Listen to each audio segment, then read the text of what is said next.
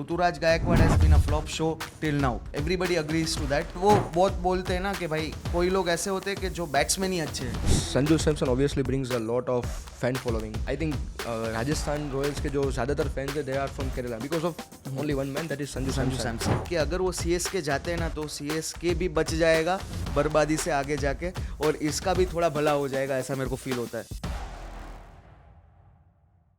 Rajasthan Royals is trying to trade Sanju Samson because Sanju Samson also wants to leave Rajasthan. I don't know why he's doing that, but he wants to leave Rajasthan. पिछले साल कुछ rumours गए थी that Rahul Dravid उनके कुछ बन नहीं रही थी. राहुल द्रविड़ भी चले गए. राहुल द्रविड़ भी अभी चले गए तो भी रूमर्स आ रहे थे. एंड प्लस एक चीज़ ये भी थी कि केएल राहुल और संजू सैमसन अगर एक टीम में होंगे तो काफ़ी कुछ मैंने पढ़ा था दैट ये थोड़ा एक हमको ऐसा लगेगा पावर प्ले क्यों खत्म नहीं हो रहा है, ऐसा भी चांसेस है. नहीं, बट दोनों लाइक संजू सैमसन ने भी खेला हुआ है डीसी के लिए पहले भी.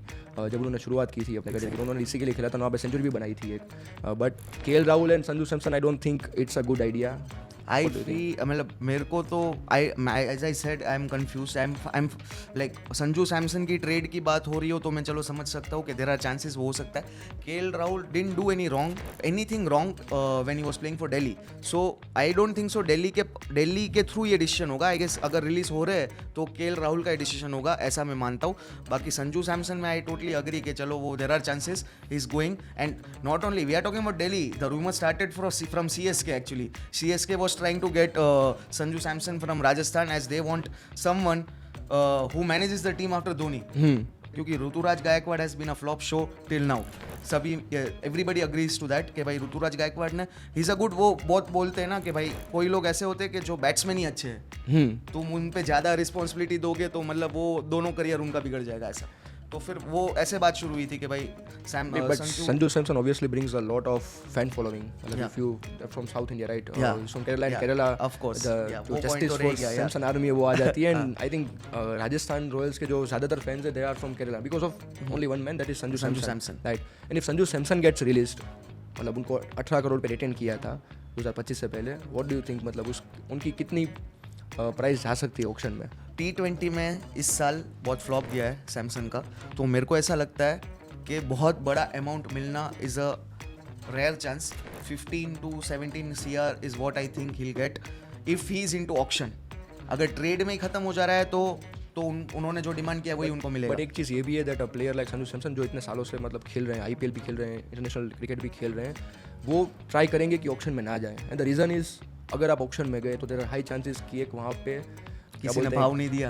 हाँ, एक मतलब बहुत बड़ा फंबल हो सकता है. लाइक तो वो एक बहुत बड़ा करियर ऊपर भी जा सकता है, नीचे भी जा सकता है. मतलब ये एक बहुत बड़ा रिस्क भी है अगर आप ऑक्शन में जा रहे हो.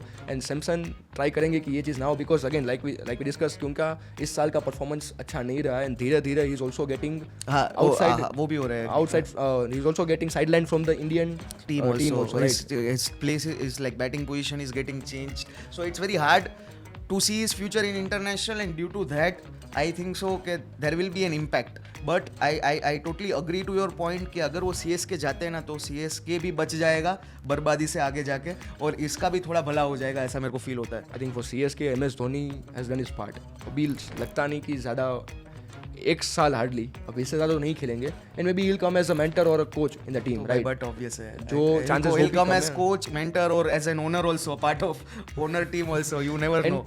धोनी के जाने के बाद कोई उनके पास फेस वैल्यू है ही नहीं. और सेकंड एक इंपॉर्टेंट बात ये है कि there are 3 South Indian teams in IPL, और तीनों टीम के कैप्टन कोई भी साउथ इंडियन नहीं है. एक के रजत पाटीदार है, एक के पैट कमिंस है और एक के धोनी है. तो ये एक बहुत बड़ा इम्पैक्ट बनेगा अगर संजू सैमसन CSK का कैप्टन बनता है. तो नॉट ओनली मतलब चेन्नई या तमिलनाडु का सिर्फ सपोर्ट नहीं, बहुत टीम्स का अलग अलग जगह से सपोर्ट मिलेगा, तो वो एक एडवांटेज है. सैमसन को आई गेस बहुत फेयर अमाउंट ऑफ चांसेस दे दिए राजस्थान रॉयल्स ने. उन्होंने अच्छा किया है, प्लेऑफ्स तक ले गए, फाइनल्स तक ले गए टीम को. बट जो टीम चैंपियन बनी थी 2008 में वो अभी तक उनका रिवैम्प नहीं हुआ है, वो अभी तक एक बार भी ट्रॉफी नहीं जीत पाई है.